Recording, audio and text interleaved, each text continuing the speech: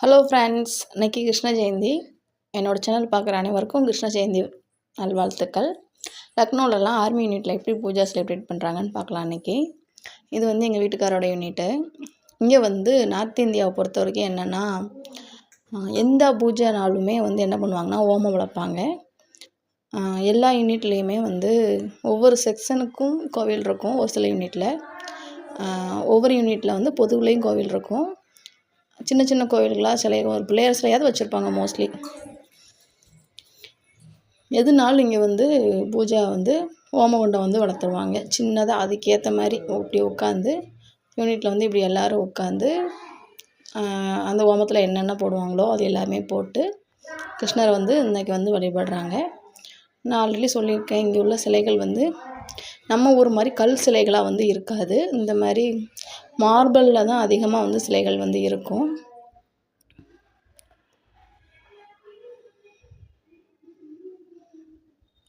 ஆர்மிக்காரங்கெல்லாம் வீட்டில் இருந்து பூஜை செய்யாட்டாலுமே அவங்க வேலை பார்க்குற இடத்துல எல்லா ஃபெஸ்டிவலுமே கண்டிப்பாக நடக்கும். கண்டிப்பாக அவங்க வந்து அந்த பூஜையை செய்வாங்க.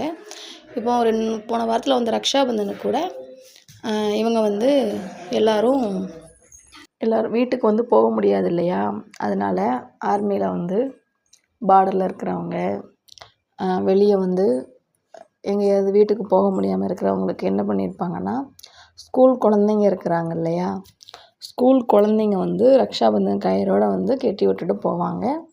இங்கேயும் வந்து இப்படி தான் அரேஞ்ச் பண்ணியிருந்தாங்க லக்னோலையும்.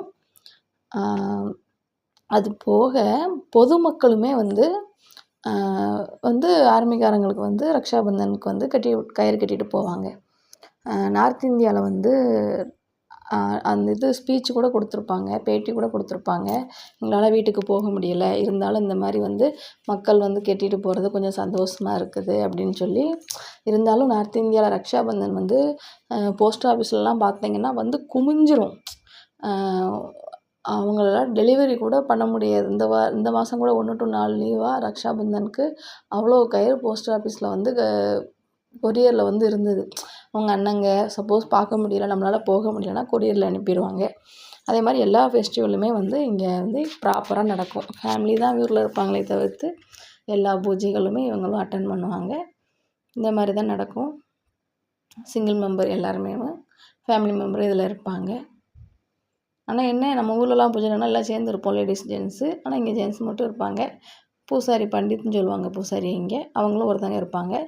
எல்லா பூஜைகளும் நல்லபடியாக நடக்கும். என்னோடய சேனல் பிடிச்சா சப்ஸ்கிரைப் பண்ணுங்கள், லைக் பண்ணுங்கள். லக்னோ பற்றி அப்டேட் தெரியும்னா சப்ஸ்கிரைப் பண்ணிக்கோங்க.